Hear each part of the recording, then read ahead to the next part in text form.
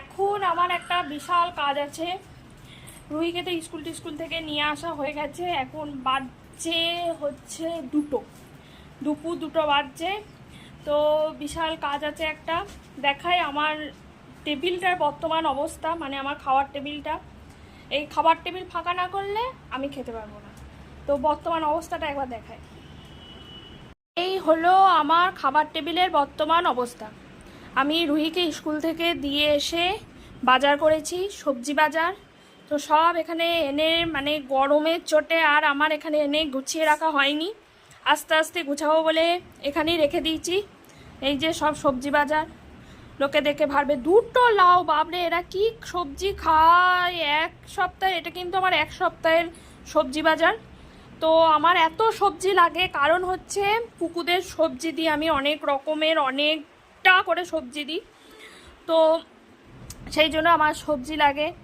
তো এই জন্যই লাউটাউগুলো আনা। এখানেও তো একটা,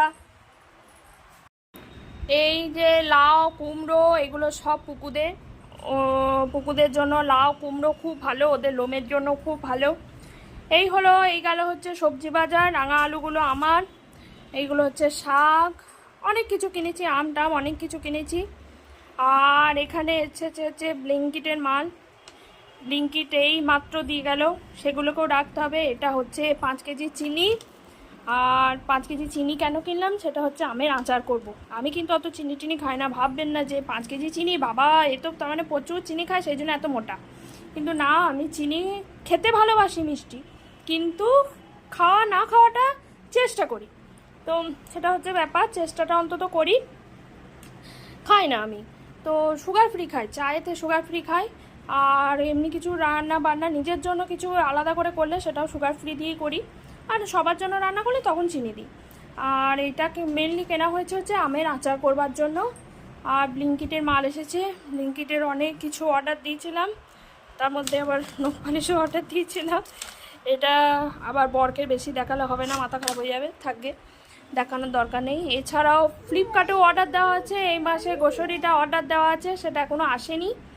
সেটা এখন কবে আসবে, মানে সোমবার আসবে। এই হলো ব্যাপার স্যাপার। আর এই হলো আমার এখন বর্তমান কাজ, মানে আমার বিরক্তিকর কাজ। কিনতে তো খুব ভালো